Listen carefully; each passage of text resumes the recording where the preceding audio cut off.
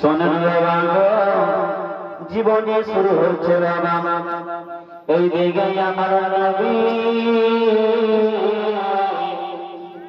অসুস্থ হয়ে জানো বাবা বাড়িতে আছেন গো আর মা ফাতেমা জানো শুনতে আছে গো মা ফাতেমা তো জোহরা রাদিয়াল্লাহু তাআলা জানো আমার নবীর কথা শুনেছে গো বাবা আমার নবীর কথা শুনতে না মা ফাতেমা জানো আর তামান্না থামতে পারলেন না হযরত ফাতেমা রাদিয়াল্লাহু তাআলা বাবা নিজের বাড়ির কাজ করতে গিয়ে বাবা স্বামীর কাছে পারমিশন চাইল স্বামী গো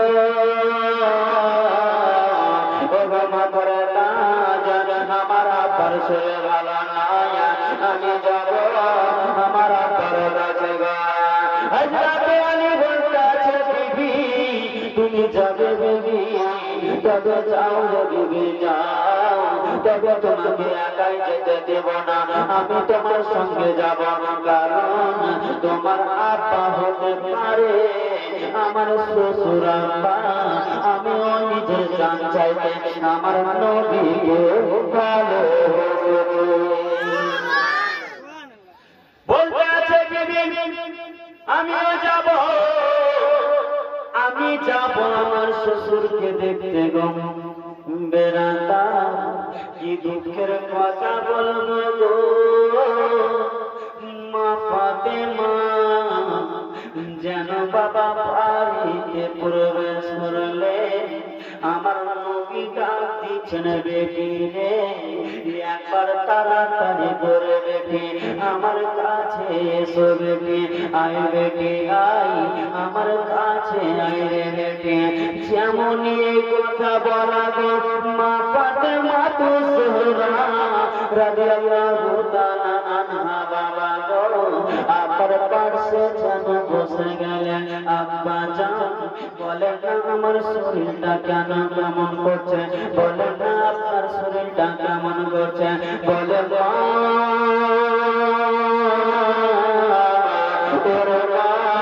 আমার শরীর ভালো বলে না রে মা বাবা না রে আমার শরীরটা অবস্থা ভালো না রে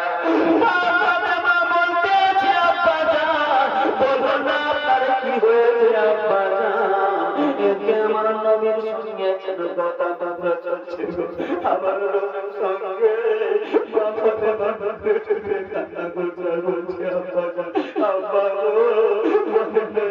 কি হয়েছে একবার বলে বাবা এইদিকে আমার নবী মা ফাতেমাকে বোঝাতে মা রে তুমি কান্না করিও না রে মা এইদিকে মা বেটির সঙ্গে বাবা কথাবার্তা চলছে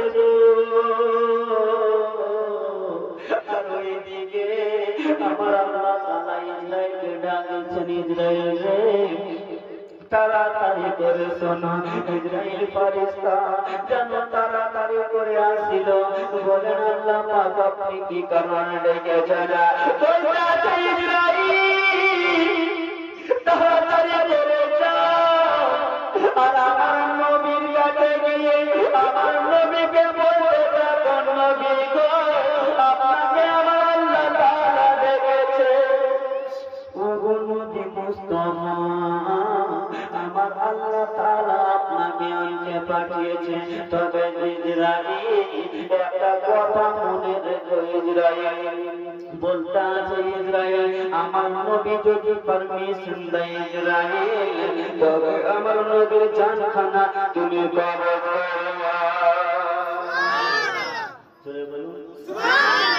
আমার আপনার কথা শুনবেন আমি যদি বলি যে ইসরাইল চলে যাও আজকে শুনবে না যদি বলি 500 টাকা দিয়ে চলে যাও তবুও শুনবে না আমার নবী কেমন নবী আর এই নবীকে বলছে যে নিজের ভাইয়ের মতো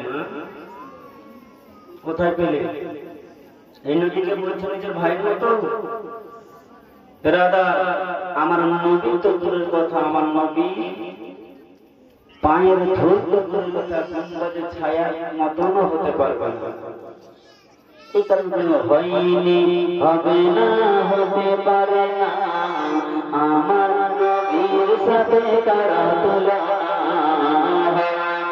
হবে না, হতে পারে না আমার নবীর সাথে কারা তুলনা। আরে তুলনা তাদের কথা ছায়া দিলে না, হয়নি, হবে না, হতে পারে না আমার নবীর সাথে কারা তুলনা। শুভ নবীকে যারা দেখে আঙুল কেটেছিল তারা নাকি আমার নবীর চেহারা দেখেছে গা। দেখতে যদি চেহারা গানা, দেখতে যদি চেহারা গানা, কলিজা ছিঁড়ে গঠিত, হবে না, হতে পারে না আমার নবীর সাথে কারা তুলনা। বন্ধুরের দিকে আল্লাহ তাআলা পাঠিয়ে দিলেন জিবরাইল, আমার নবীর কাছে চলে যাও, চলে যাওয়া জিবরাইল ফেরেশতা জানো আল্লাহর কাছে রয়েছে গা। সমস্ত ফেরেশতা জানো বলতেছে আল্লাহ আমার নবী আজকে চলে আসবে গো আল্লাহ। বলতেছে ইসরাইল তুমি দেরি করো না, তাড়াতাড়ি করে চলে যাও, তাড়াতাড়ি করে চলে যাও। বেরাদার হযরত ইসরাইল ফেরেশতা জানো বাবা আল্লাহর হুকুম যেমন হয়েছে গো, নবীর বাড়িতে এসে গো গেটের বাইরে যারা দাঁড়িয়ে জানো বাবা গো ওই দরজাতে আওয়াজ দিচ্ছে, আওয়াজ দিচ্ছে, এমত করে আওয়াজ দিচ্ছে। তো ভিতর থেকে হযরত ফাতেমা জোহরা নিজের আব্বা জানের সঙ্গে গল্প করছে, বলতে আছে কি আছে গো, বলতে আছে ফাতেমা আমি একজন আরবি এসেছি, কি কারণে বলো না। বলতে আছে ফাতেমা আমি আমার নবীর সঙ্গে দেখা করতে এসেছি। বাবা গো আমি আপনি যদি বলতাম ঘুরে যেত না কেমন ফাতেমা জান্নাতে রানী। বলতে আছে আপনি জীবন না কেন গো আজকে আমার আব্বার সঙ্গে কোনো মতো দেখা হবে না। শোনো না আমার আব্বার সঙ্গে আজকে দেখা করতে হবে না, আমার আব্বার সঙ্গে আজকে দেখা করতে যাব না। বেরাদার হযরত ইসরাইল ফেরেশতা চলে গেল। দ্বিতীয় দিন আসলো বাবা, আবার ওই কথা হলো গো। তৃতীয় দিন যেমন এসেছে আর জানো বলতে আছে ফাতেমা ও ফাতেমা শোনো শোনো আজকে ঘুরানো কথা না, আমি বড় সংবাদ নিয়ে এসেছি, আমি খুব ইচ্ছাতে এসেছি আমার নবীর সঙ্গে দেখা করবা। বলতে আছে শোনো গো আজকে তোমাকে ঘুরে যেতে হবে, যেমন এই কথা বলেছে আমার নবী। দাঁড়িয়ে বলে শোনো রে শোনো রে মা, ওরে মা আমার কাছে এসো রে মা। আব্বা আমাকে ডাকছে, হ্যাঁ মা তোমাকে ডাকছি মা। আম্মা গো কেন ডাকছেন গো আব্বা বলেন না। বলে মা রে বাহিরে দাঁড়িয়ে রয়েছে মা, বলো মা তুমি কি তাকে চিনো গো মা। বলতে আছে আব্বা আমি তাকে চিনি না। বলতে আছে মা রে তুমি কি তাকে পারমিশন দিয়েছো মা। বলে আব্বা তো আমি পারমিশন দিইনি। বলে আব্বা তবে কে রয়েছে আব্বা গো। বলতে আছে মা রে একবার দরজাটা খুলে দাও মা, দিয়ে দেখে নাও কে আছে রে মা। ওরে বাবা কি দুঃখের কথা বলবো, যেমন দরজা জানা বলেছে গো মা। মা ফাতেমা জমিন থেকে একবার যেন উপরে চড়ছে গো, চার জমিনে পা আর আসমানে যেন মাথা। জমিনে পা আর আসমানে মাথা। মা ফাতেমা দেখো আল্লাহ আমি এরকম কাউকে কোনোদিন দেখিনি, আজকে দেখছি। বেরাদার, মরণকে স্মরণ করুন। মরণ কি জিনিস? আজরাইল ফেরেশতা জমিনে পা রয়েছে আর আসমানে মাথা রয়েছে। বেরাদার, দরজা খোলা হলো গো, দেখার সঙ্গে সঙ্গে মা ফাতেমা বলতেছে, আব্বা জান, আমি এই মতো লোক কোনোদিন দেখিনি। কেন রে মা, বলো রে মা, কি কেমন হয়েছে বলো না। বলতে আছে, আব্বা গো, আমি দেখলাম গো আব্বা, জমিনে মা আর আসমানে জানা মাতা, আব্বা আমি চিনতে পারলাম না। বলতে আছে, মা রে, তুমি তাকে চিনতে পারবে না।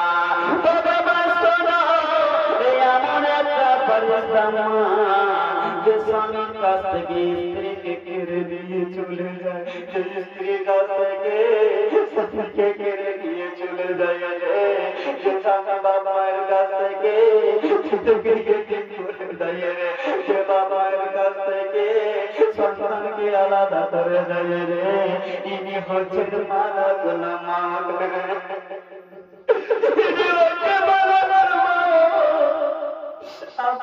তবে আমাদের বাড়িতে কেন এসেছে বলেন? বলতে মা, তুমি জানো না মা, এই কারণে এসেছে। তোমার তো বেশি দিনের সময় নাই, তোমার আব্বা দুনিয়া থেকে বিদায় নিয়ে যাবে রে মা। তোমার আব্বাকে যাবারে বাপের কথা শুনেছে গো। বলুন মা,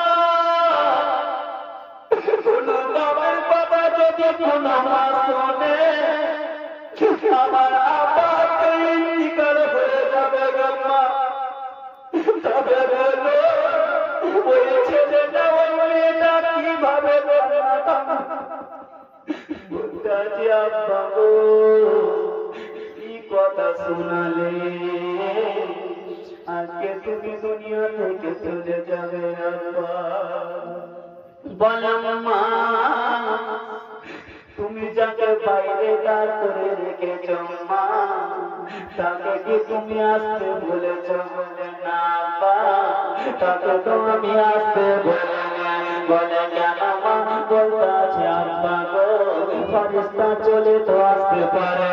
বলতে আছে, মা তুমি এমন জান্নাতের রানীর মা, তুমি এমন একটা পর্দা নাসির মা, তুমি ভিতরে আছো মা, তোমার কারণে আজরাইল ফেরেশতা আসতে পারে না। যেমন পর্দা করেছিলেন, আর আমাদের কাছে আসতে গেলে তো ইজাজত নাই, কিন্তু আহলে বায়াতের জন্য, আমার নবীর বংশের জন্য, তাদের বাড়িতে প্রবেশ করতে গেলে সমস্ত ফেরেশতাকে পারমিশন নিতে হয়। এই কারণে মা ফাতেমা বলতে আছে, আব্বা তাকে ভিতরে ডাকবো? হ্যাঁ মা ডাকো। বলতে আছে, শোনো গো, আমার আব্বা ভিতরে ডেকেছেন, কিন্তু বেরাদার পাশে হযরত আয়েশা সিদ্দিকা রাদিয়াল্লাহু তাআলা আনহা বসেছিলেন। এইদিকে মা ফাতেমা যেন ডুবরে ডুবরে কান্না করতেছে, আব্বা জান, আব্বা জান, আজকে ছেড়ে চলে যাবেন আব্বা জান, আব্বা গো, আমি কার কাছে থাকবো বাবা? ও গো আব্বা, আমার মনের ভিতর ভালো করে না আব্বা। বলতে মা, তুমি সাইডে যাও, কেন আব্বা বলো না আব্বা? বলতে মা রে, তুমি সাইডে যাও মা, তোমাকে ডেকে নিব রে মা। কথা বলা হয়ে যাবে, কারণ তুমি যদি থাকো মা, আজরাইল ফেরেশতা আসবে না, আসবে না, তুমি সাইডে আরে হয়ে যাও রে মা। যেমন এই কথা বলা গো, মা ফাতেমা একটা পর্দার আড়ালে হয়ে গেছে। এইদিকে ফেরেশতা যেন ঢুকে গেছে। আসসালাতু ওয়াসসালামু আলাইকা ইয়া রাসূলুল্লাহ, আসসালাতু ওয়াসসালামু আলাইকা ইয়া হাবিবাল্লাহ। আমার নবীকে সালাম দিলেন, আমার নবী সালামের উত্তর দিলেন। আজরাইল বলো কি কারণে এসেছো রে ভাই? বলতে ইয়া রাসূলুল্লাহ, ইয়া হাবিবাল্লাহ, নবী গো, আমার আল্লাহ পাকের হুকুমে আমি আপনার কাছে এসেছি গো। বলতে ইয়া রাসূলুল্লাহ, ইয়া হাবিবাল্লাহ, নবী গো, আমি আপনার আজকে জানখানা আপনাকে নিতে এসেছি, আপনার জানখানা কবজ করতে এসেছি। আপনি যদি পারমিশন না দেন আমি জানখানা কবজ করতে পারবো না। ইয়া রাসূলুল্লাহ, আপনি যদি ওয়াদা করেন অবশ্যই আমি আপনার জানখানা কবজ করব। আজরাইল, আমার আল্লাহ পাঠিয়েছে, আমি তোমাকে ঘুরে পাঠাবো না, তবে একটু যাও, আমার মা ফাতেমার সঙ্গে দুটার কথা রয়েছে, তারপরে তুমি চলে আসবে। বাবা গো, মা ফাতেমাকে ডাকছে, বেটি রে একটু কাছে এসো মা। যেমন এ কথা বলা, মা ফাতেমা পর্দার থেকে দেখতেছিল গো, আমার আব্বা যেন ডাকছে, আর সঙ্গে সঙ্গে যেন নবীর কাছে গিয়া হাজিরা। বলে বেটি রে, শোনো রে বেটি, আমি আজকে বিদায় নিয়ে চলে যাব রে মা, আজকে বিদায় নিয়ে চলে যাব। আব্বা গো, আব্বা কোথায় যাবেন আব্বা বলেন না? বলতে আছে, মা রে শোনো না, যেটাই তোমার মা গেছে রে, যেটাই আমার মা গেছে, যেটাই আমার আব্বা গেছে, যেটাই আমার দাদু দাদারা গেছে, যেটাই তোমাকে যেতে হবে রে মা, সেই জায়গাতে আমি যাব রে মা, দুনিয়া ছেড়ে চলে যাব রে মা। আমার যত দুঃখ কষ্ট ছিল আব্বা, সমস্ত কিছু আপনাকে খুলে বললাম, আপনি চলে যদি যান আমার দুঃখ কষ্টকে বুঝবে। আমি ফাতেমা তার সামনে দুঃখ কষ্টের কথা বলবো। বেটি, কিছু করার নাই রে মা, আল্লাহর হুকুম হয়েছে, দুনিয়া সবাইকে ছাড়তে হবে রে মা। বাবা বাবা চলে গো, আরে তুই নয়নের চোখের পানি ডুবে ডুবে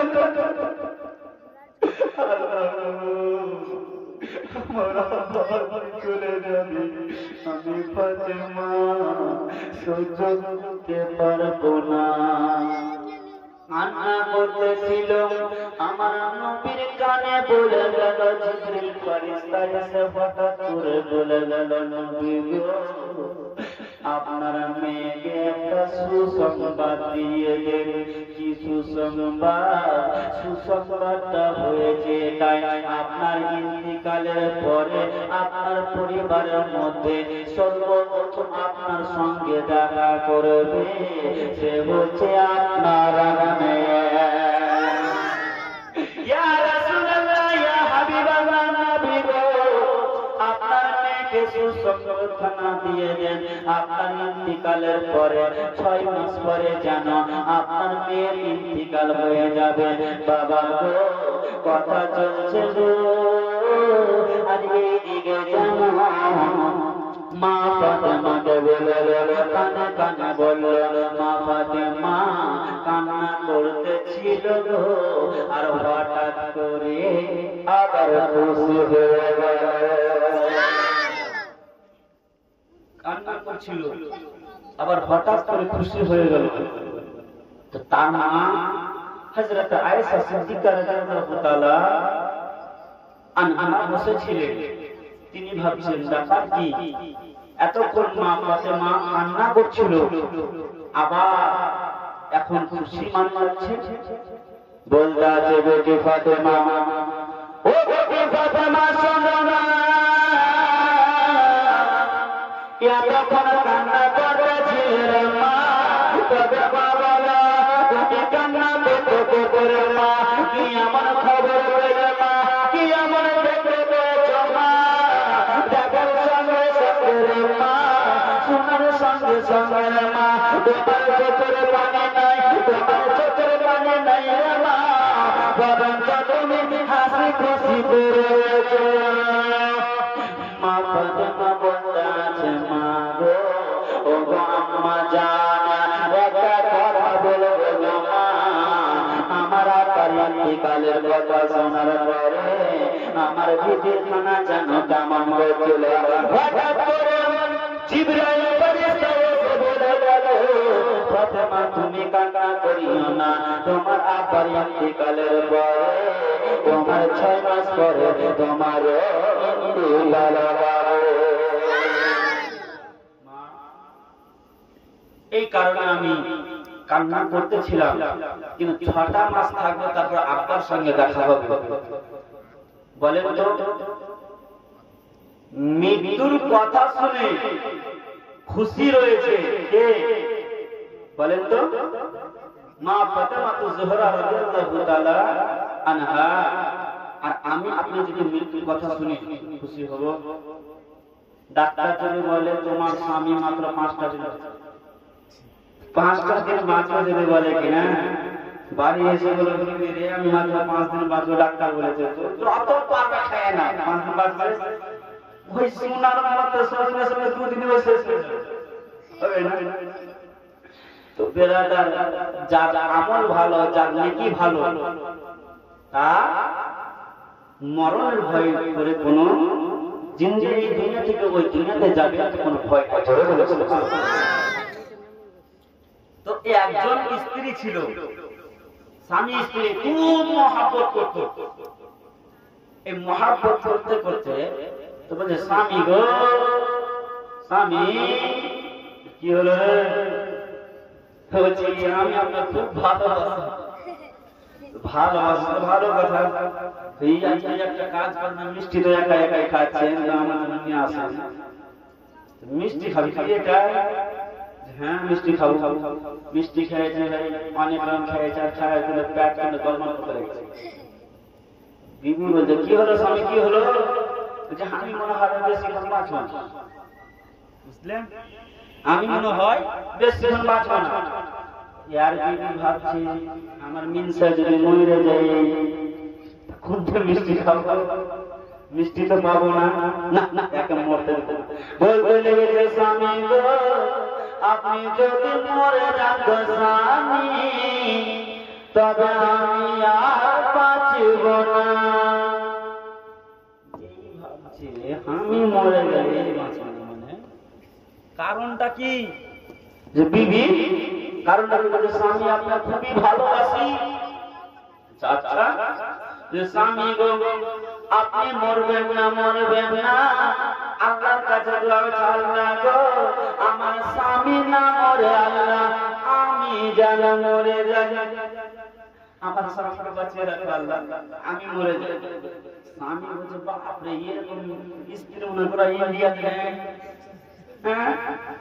স্বামীর জন্য মরতে রাজি শুনেছি যে ছেলের জন্য মা মরতে রাজি কিন্তু স্বামীর জন্য মরতে রাজি আছে ঠিক আছে আর বাবা উনি এটা 36 করলেন বুঝতে পারছেন ওটা করে ভিতরে করলেন মুখে কিন্তু ভুলে গেছে তো এই দেখে কি করেছে হঠাৎ করে বাবা আপনার জামাই বলে স্বামী তুমি বেঁচে থাকো আমি মরে যাব স্বামী ভাবছে ব্যাপার কি রে ভাই আচ্ছা এত ভালোবাসা লাগে তুমি কি চাইবে না তো মিষ্টি খেয়ে খেলে খেলে পয়সা লস হবে স্বামী একটু কাঁদছে তো এবার বাবা রাত্রে ঘুমাচ্ছে রোগী আছে এক বিছানায় আর স্ত্রী আছে এক বিছানায় আর কারেন্ট পালিয়ে গেছে যেমন ভাই একটা কালো চুকচুকে বিলাই চলে এসেছে তো এই ভাবছে যে বিবি তো আমার জন্য মরতে চেয়েছে তো দেখি মরছে কিনা বিবি আর কালো চুকচুকে বিড়াল এসে কিন্তু গোটা ঘরে ঘুরছে আর বিবি কিন্তু ভিতরে ঘরে এই ভাবছে যে ইসরায়েল ফেরেশতা চলে এলো নাকি ইসরায়েল ফেরেশতা ছিলেন এই কত গিলাস করে দিয়েছে তো আর বিবি ভাবছে সত্যি মনে হয় ইসরায়েল চলে এসেছে মালিকুল মউত চলে এসেছে বিবির কিন্তু ঘুম হয় না ভাই আরে যে স্বামী বলছে যে বিবি যখন মরতে চেয়েছে আমি ঘুমাই, এবার কিন্তু ঘুরতে ঘুরতে ঘুরতে ঘুরতে হঠাৎ করে বিবির পাশে, যেমন বিবির পাশে বসে বিবি বলতে আছে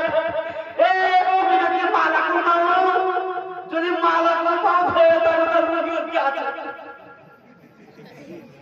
এই দিকে না এই রোগীর কি আছে, আমার দিকে কেন আসছো,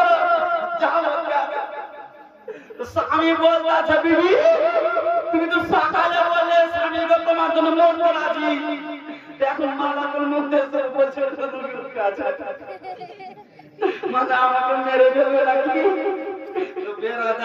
এমন স্বামী স্ত্রী আছে, হ্যাঁ ভালোবাসা তো মরণটাকে তারাই সহ্য করে, যাদের আমল যাদের নেকি ভালো আছে তারা কখনো মরার দিক দিয়ে কখনো আপনার কষ্ট পায় না, তারা খুশি থাকে। জোরে বলে সুবহানাল্লাহ।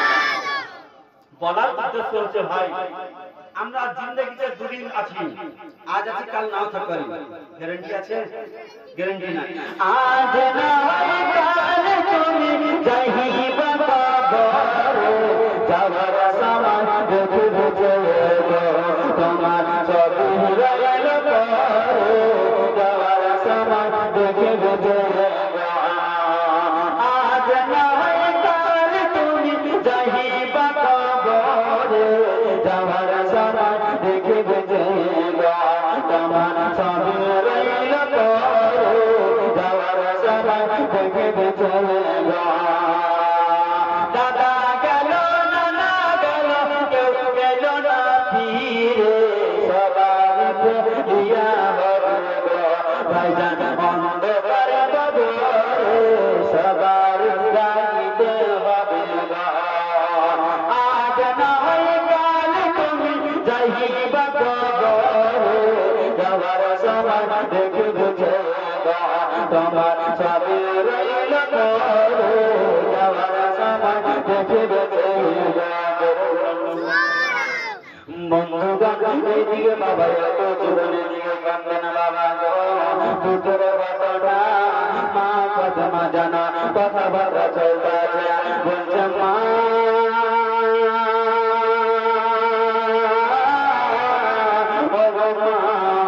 তুমি যাও যাও যাও যাও পর্দার আড়ালে চলে যাও বাবা, মা ফাতেমা পর্দার আড়ালে গেলে বাবা, এই থেকে ইসরাইল ফেরেশতা এসে হাজির হয়ে গেল, ইয়া রাসূলুল্লাহ ইয়া হাবিবাল্লাহ নবীগা আজকে জান্নাতে কবর করব ইয়া রাসূলুল্লাহ ইয়া হাবিবাল্লাহ নবীগা, বলতে ইসরাইল জান্নাত যখন কবর করবে তার আগে একটা কথা বলো, আমার নবী গো যেদিন দুনিয়ার জমিনে এসেছে মায়ের জন্য কান্না করে, বাবার জন্য কান্না করে রে বাবা, উম্মতি রব্বি হাবলি উম্মতি বলে কান্না করেছে, যেদিন নবী মুস্তাফা দুনিয়া ছেড়ে যাবে গো বাবা, দুনিয়া থেকে পর্দা করে যাবে গো বাবা, সেদিন আমার নবী উম্মতকে স্মরণ করেছে গো বাবা, আমার নবী বলতে আছে ভাই ও ভাই ইসরাইল শোনো রে ভাই শোনো শোনো, বলতে আছে নবী গো কি কথা আমার জানখানা কবর করবে রে ভাই, তবে ভাই বলো আমার উম্মতের জানখানা আমার গুনাহগার উম্মতের কিভাবে কবর করবে বলেন না, নবী আমার নিজের কথা না ভেবে গো আমার আপনার কথা ভাবতে আছে, আমি আপনি নবীকে ভালোবাসি না, আমি আপনি দুনিয়ার টেনশনে আছি গো, আমি আপনি দুনিয়ার চিন্তাতে রয়েছি গো, কিন্তু আমার নবী যখন বাবা গো নিজের জানখানা কবর করতে এসেছে, আমার নবী কান্না করছে বলে ভাই ইসরাইল রে একবার আমার গুনাহগার উম্মত উম্মতের জানখানা কবর কি হবে বড় বলো না, বলতে ইয়া রাসূলুল্লাহ ইয়া হাবিবাল্লাহ নবী গো যারা নবী যারা নেককার বান্দা রয়েছে, যারা আপনার মহব্বত করনে ওয়ালা রয়েছে, যারা আপনাকে ভালোবাসে তাদের জানখানায় এমন করে কবর করবো, কেমন করে কবজ করে বলো। বলতে আছে ইয়া রাসূলুল্লাহ, ছোট বাচ্চা যখন মায়ের স্তনে দুধ পান করতে করতে ঘুমিয়ে যায়, ওই ঘুমিয়ে যাওয়ার পরে জানা মা বুঝতে পারে না। ইয়া রাসূলুল্লাহ, ইয়া হাবিবাল্লাহ, নবী গো, আমি আজরাইল ওই মতো করে চারখানা কবজ ইসরাইল আমার গুনাহগার উম্মতের জান কিভাবে কবজ করে বলো না। বলতে আছে ইয়া রাসূলুল্লাহ, আপনার গুনাহগার উম্মতের জানখানা কবজ করব কি করে?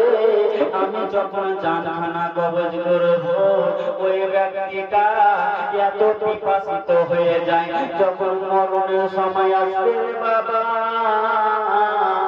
আজকে নামাজ পড়ছেন না, রোজা রাখছেন না গো আব্বা, ও গো আব্বা চেহারাটা সুন্দর হয়ে গেছে গো মা, চেহারার প্রমাণ দেখায় না।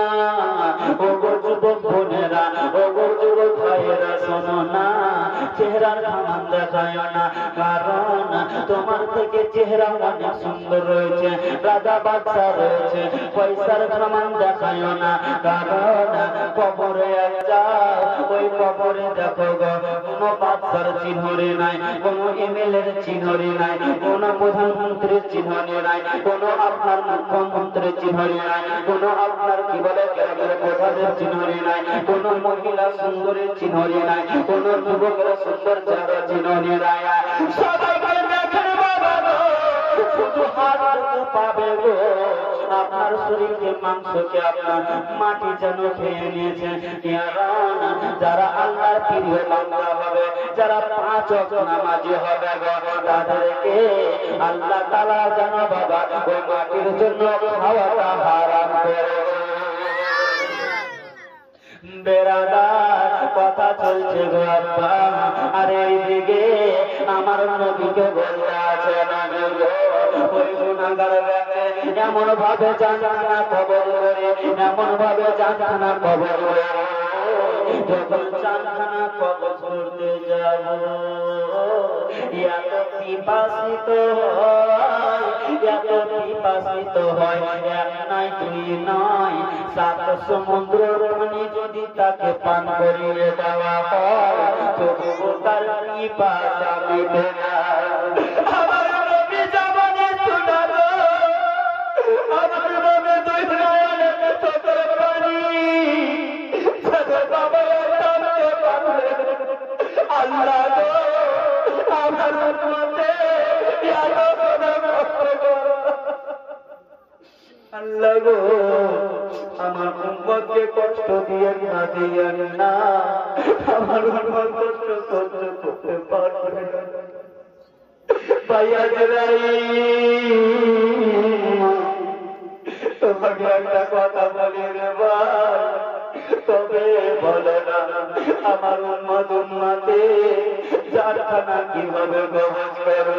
বলে ইয়া রাসূলুল্লাহ, আরো শুনুন ইয়া রাসূলুল্লাহ, যখন আমি ইসরাইল ফেরেশতা কোন ব্যক্তির বুকের উপরে যখন হাতখানা রাখি, সে সহ্য করতে পারবে না। আমার নবী বলছে ইসরাইল, আমার উম্মতের কিভাবে বুকে হাত রাখো, একবার তুমি বলো না, বলো না। আমার নবী বলতে আছে ইসরাইল, একবার দেখো না কিভাবে জানখানা কবজ করো। বাবা গো, আমার নবী বসে রয়েছে, আর ইসরাইল ফেরেশতা মাত্র একটি হাত বাবা গো আপনার যেন আমার নবীর আপনার বুকের উপরে হাতখানা দিয়েছে, আর বলতে আছে ভাইয়া ইসরাইল তাড়াতাড়ি করে হাতখানা হটা, মনে হয় একটা বড় পাহাড় আমার বুকের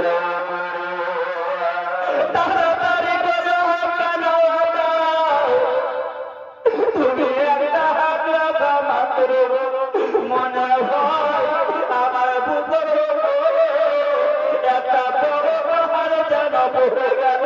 ও ভাই ইসরাইল, আমার উম্মতীরা সহ্য করতে পারবে না ভাই, আমার উম্মতীকে এত কষ্ট দিয়ে,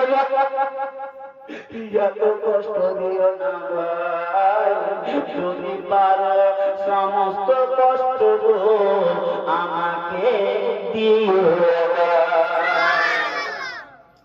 আমার দয়ার নবী, আমার মায়ের নবী, কামলিওয়ালা নবী কান্না করছে আর বলছে ভাই আমার উম্মতের এতটা কষ্ট হয় আমি সহ্য করতে পারবো না ভাই, অনেক কথা চলছে বাবা গো।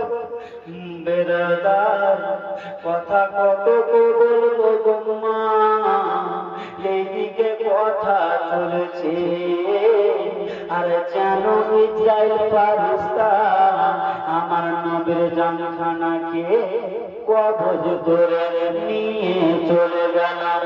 সকলে বলুন ইন্না লিল্লাহি ওয়া ইন্না ইলাইহি রাজিউন। আমার নবী দুনিয়া থেকে গেল, আকাশ থেকে পড়ে গেল, জমিন যেন ভেঙে গেল, পাখি পক্ষীরা যেন ভেঙে পড়ে গেল, পাহাড় পর্বত সবাই যেন কান্না করছে গো।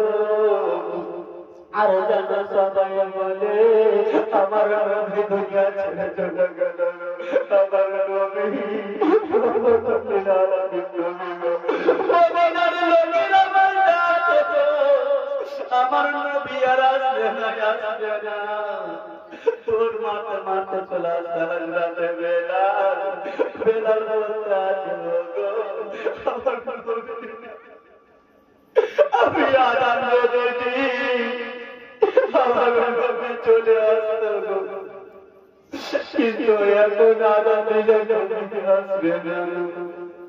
মা ফাতেমা পর্দাটা হটাচ্ছে গো, হঠাৎ করে দেখে আমার আব্বা আরাম করে, কিন্তু মা ফাতেমা চাই না, এই কারণে চাই না গো, মনে মনে ভাবতে আল্লাহ গো, মনে হয় আজরাইল ফারিস্তা আমার আব্বার কাছ থেকে যায়নি বাবা গো, অনেকক্ষণ হয়ে গেছে। ফাতেমা সহ্য করতে না পেরে পর্দা ঠান্ডা হটিয়ে দেখছে গো, আমার আব্বার ঠোঁট যেন লড়ছে না, আমার আব্বা যেন আরামে বসে রয়েছে গো।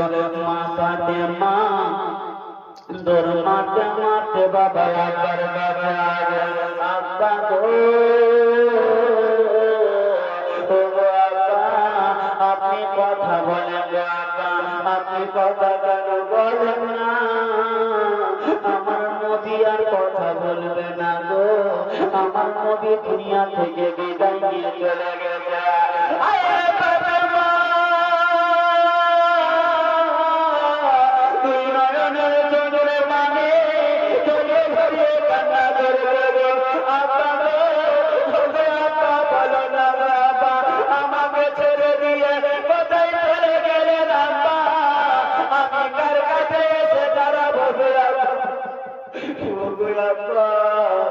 আমি কার কাছে এসে দাঁড়াবো, কোথায় রইলে বেটা রে, কোথায় রয়েছো বেটা রে, এবার তাড়াতাড়ি বেটা তোমার আমার বাবা দুনিয়াকে দাফনের ব্যবস্থা করা হলো, আমার নবীকে মদিনায় যেন দাফন করলো জোরে।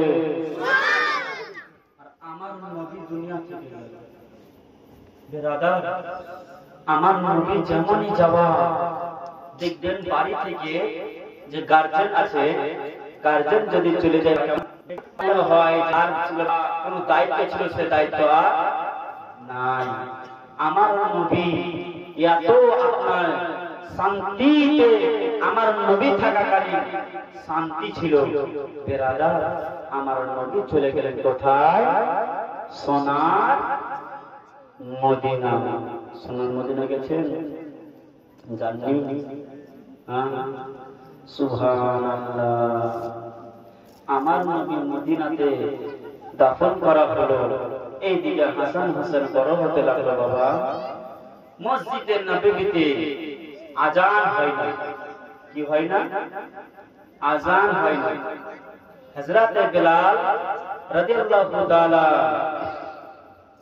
আনহু আপনারা জানো বলতে আছে আমি আর মদিনাতে থাকবো না, আমি আর মদিনাতে থাকবো না, আমি চলে যাব শাম দেশে।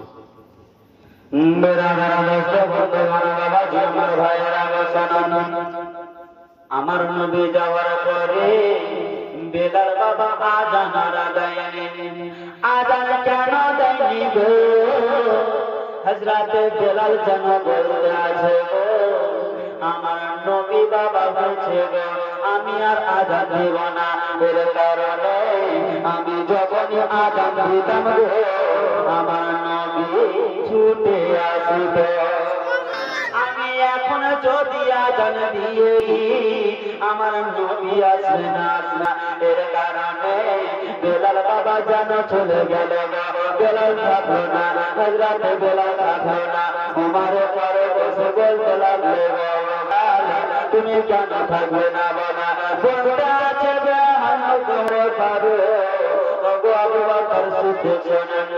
আমি যদি আজান দিয়ে আমার নবী আসবে না, আমার নবীকে আমি বড় ভালোবাসি। বেরাদার এখানে কথা উঠতে পারে, তবে কি আবু বকররা ভালোবাসে না?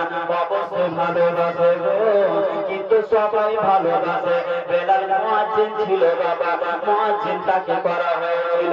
বেলাল যেন আজান দিচ্ছিল না বাবা, বেলাল চলে গেল গো, আর বেলাল যেমন গেছে গো বেরাদার ওই মদিনাতে আজান ভালোভাবে হয় না। বেলালকে ডাক দেয় বেলাল আজান দাও, তাড়াতাড়ি করে আজান দাও। বেলাল সহ্য করতে পারে না বাবা গো, সমস্ত সাহাবা বুঝাই গো বাবা, কিন্তু তারা জানো তাদের কারো কথাতে কান দেয় না। আবু বকর সিদ্দিক বলতে আছে শোনো গো, যদি বেলালকে আজান দিতে হয় একটাই লোক যদি বলে, একজন যদি বলে গো, দুজন লোক যদি বলে গো, তাদের কথা ফেলতে পারবে না। কে সেটা? বলতে চলো ইমামে হাসান হুসেনকে ডাকো। হযরতে ইমামে হাসান ইমাম হুসেনকে ডাকলো, বলছে তুমি একবার বলো হযরতে বেলালকে আজান দিতে। কারণ হযরতে বেলাল যদি আজান দিয়ে দেয় তবে সমস্ত সাহাবা খুশি হয়ে যাবে। জোরে জোরে বেরাদান ইমামে হাসান হুসেন বেরিয়ে আসলো, বলে বেলাল ও আমার নানার মুয়াজ্জিন তুমি দেরি করো না, তাড়াতাড়ি করে তুমি আজান দিয়ে দাও। বাবা গো যেমন ইমামে হাসান হুসেনের কথা শোনা গো, সঙ্গে সঙ্গে হযরত বেলাল আজান দিল।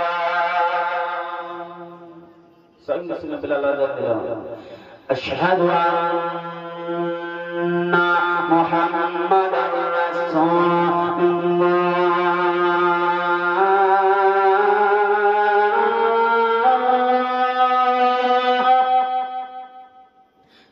যেমনই নবীর নামের ধ্বনি বলেছে বাবা, বেলালে কলিজা ফেটে যায়। বেলালকে বলতে আছে বেলাল, হযরতে আবু বকর বলল আজান দিলে না, হযরতে উমর ফারুক বলল আজান দিলে না, সমস্ত সাহাবা বলল আজান দিলে না, কিন্তু বেলাল ইমামে হাসান হুসেন বলাতে তুমি কেন আজান দিলে? বেলাল বলতে আছে শোনো গো, উমর ফারুক বলেছে আজান আমি দিনি গো, আবু বকর সিদ্দিক বলেছে, আরে সাহাবা বলেছে আজান আমি দিনি গো, কিন্তু যখন ইমামে হাসান হুসেন বলেছে আমি সহ্য করতে না পেরে আমি আজান দিয়ে দিলাম। এই কারণে যখন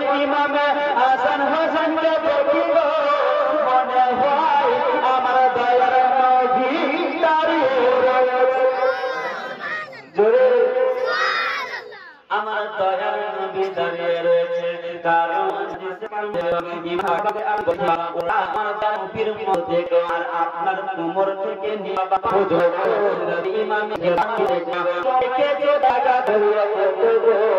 মনে হয় আমার দয়ার এই কারণে আমি বেলাল ইমামে হাসান হোসেনের আজান যেমনই দিতে বলেছে সঙ্গে সঙ্গে আমি আজান দিয়েছি। জন্ম জন্ম আমার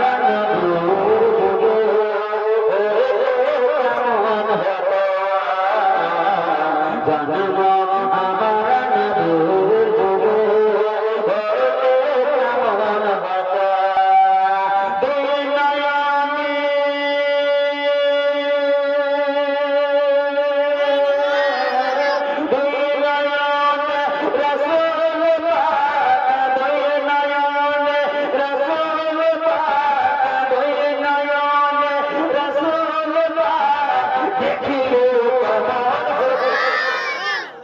জন্ম আমার নবীর যুগে হলে কেমন হতো, জন্ম আমার নবীর যুগে হলে কেমন হতো, আসলো ভেসে হতে হতে ভেজালে মধুর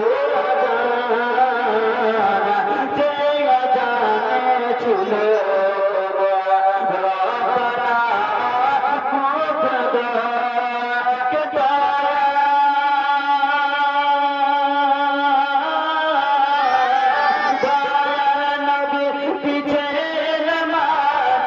আমার নবীর যুগে কেমন হতো, জন্ম আমার নবীর যুগে কেমন হতো।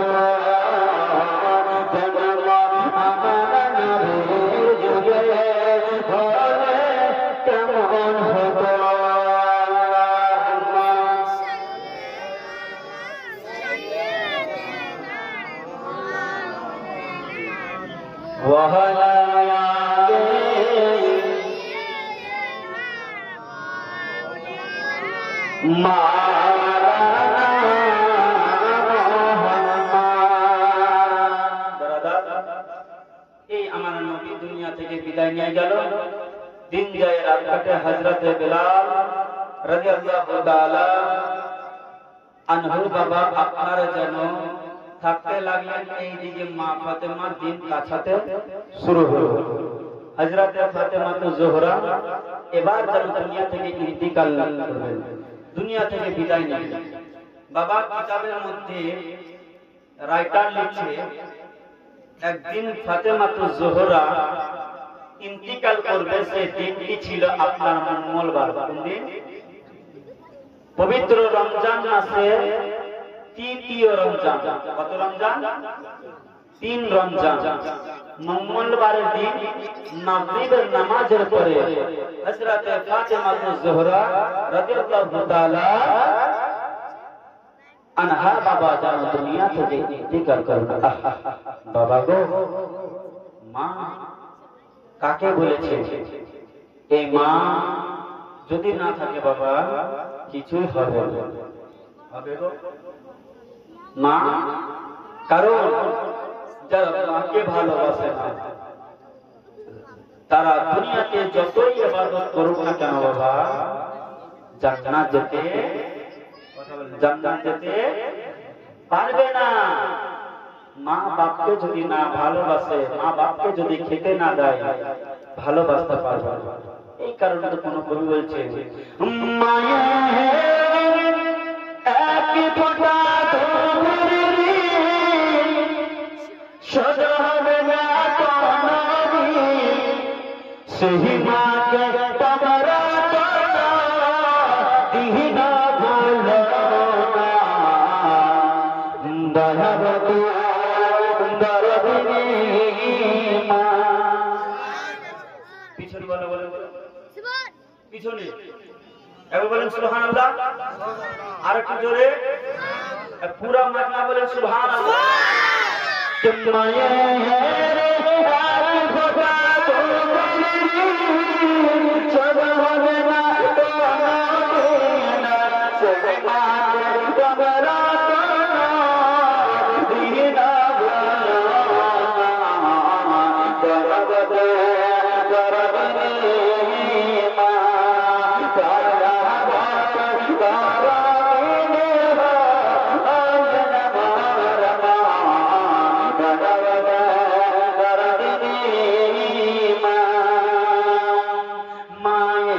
মায়েরা দুধের গুণের গর্ব কথা বলে বছর সাতা তবু না ফুরায় মায়েরা গুণের গর্ব দুধের গুণের গর্ব কথা বলে বছর সাতা তবু না ফুরায় মায়েরা গুণের গর্ব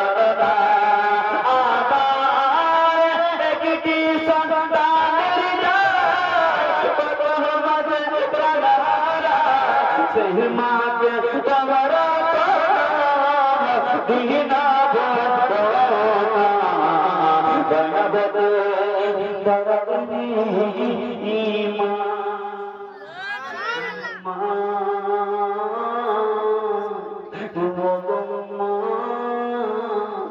তোমার দিনা তৃতীয় রমজানের আধা দিন বাবা গো জানা ইমামে হাসান হোসেনকে ডাকছে বেটারে ওরে লাল আমার শোনো না বেটা একবার কাছে এসো রে বেটা বলে মা গো আমাদেরকে ডাক দিচ্ছে মা কেন মা কেন বলো না বলতে আছে লাল শোনো না তোমাদের যত জামা কাপড় আছে বেটা সমস্ত জামা কাপড় ধুলে দিয়ে দাও আমি তোমাদের জামা কাপড় গুলো পরিষ্কার করে দেব মা মা গো আজকে সব পরিষ্কার করবে মা হ্যাঁ বেটা আজকে সব পরিষ্কার করবে মা কেন গো মা একবার বলে না বেটা দাও না বেরা দাদা মাকে যেমন কথা বলাবো ওই মা জননী ড্রেসগুলো নিয়েছে আর ড্রেসগুলো যেমন নিয়েছে গো ড্রেসগুলো নিয়ে আপনার যেন হাসতে আরম্ভ করলো এই আপনার হাসতে আরম্ভ করছে বাবা আর মা ফাতেমা তার জীবন কাহিনী এখান থেকে শুনবেন আপনারা বলবো আব্বাজি একবার তাহলে এইদিকে ফাঁকা ফাঁকা কেন যারা দাঁড়িয়ে আছে ভাই ওই যে দাঁড়িয়ে না থেকে দাদা সামনে চলে আসুন প্যান্ডেল করা হয়েছে দাদা হ্যাঁ আপনাদের জন্য প্যান্ডেল করা হয়েছে পিছনে না দাঁড়িয়ে একবার সামনে চলুন দৌড় পাক করুন তো একবার তারপরে আবার আধা ঘন্টার মতন চলবে আল্লাহ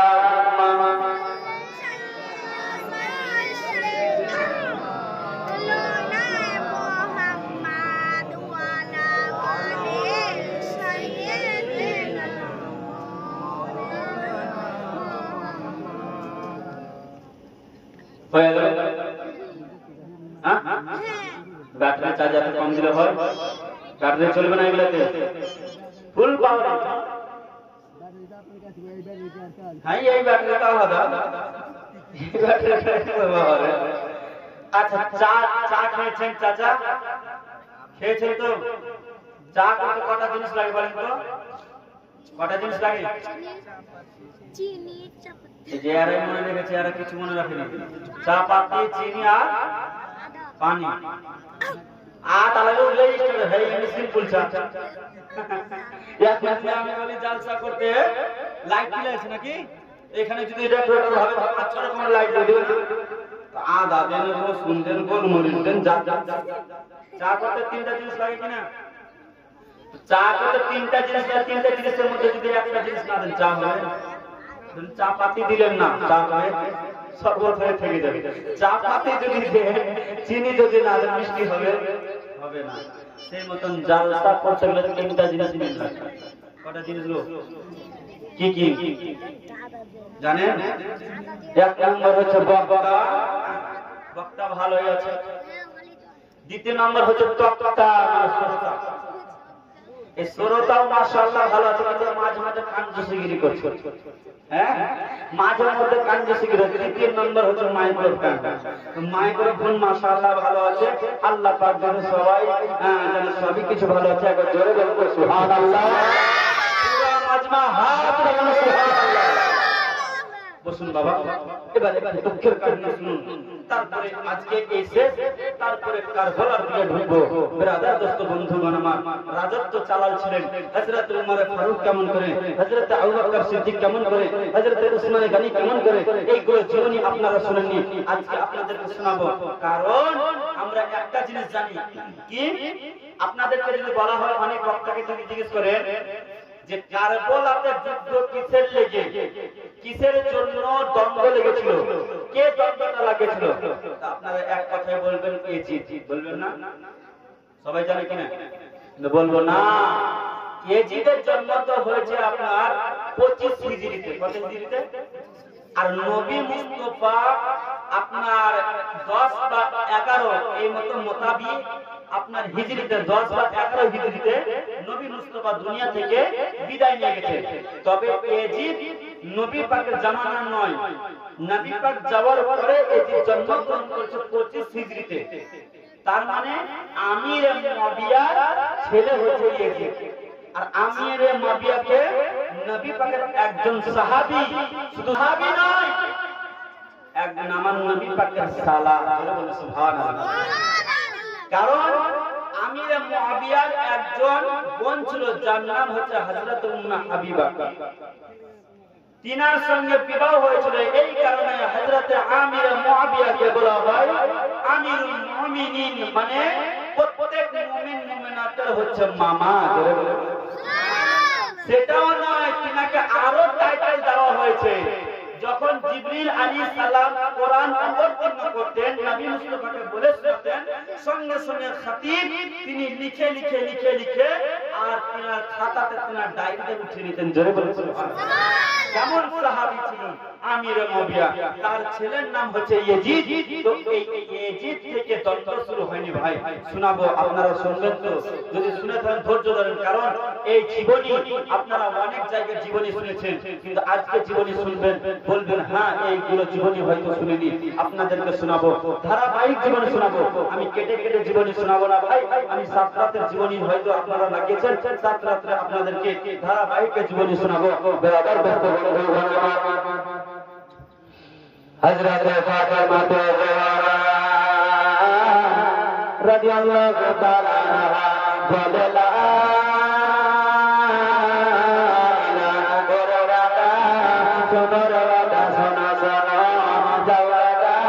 তোমাদের জামা খানা নিয়ে সবাকা, বলে মা গো আমাদের জামা কাপড় কি করবো না, বলো না।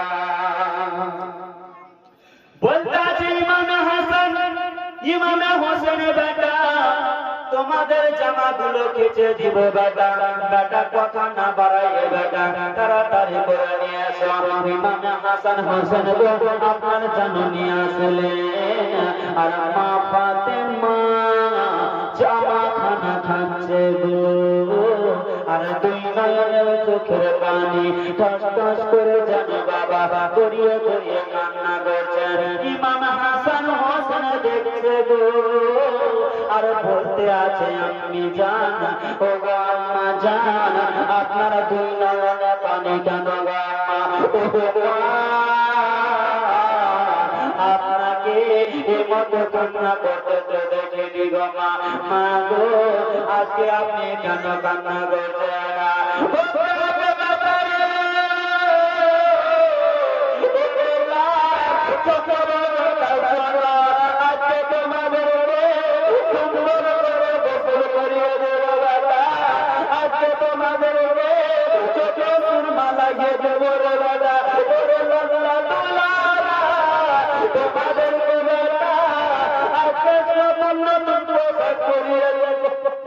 কিন্তু মা কেন একবার বলেন না, বলতে আছে বেটা রে তোমার নানা জান বলে গেছে বেটা, বলে মা আমার 6 মাস পরে তোমার ইন্তেকাল হবে রে মা, তোরে মা তুমি চিন্তা করো না বাবা,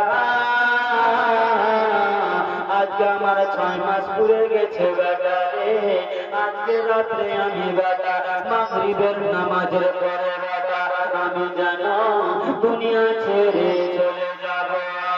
যেমনই বাবা গো ওই কথা বলেছে সঙ্গে সঙ্গে বাবাকে ওই নয়নের চোখের পানি ধরিয়ে ধরিয়ে কান্না করে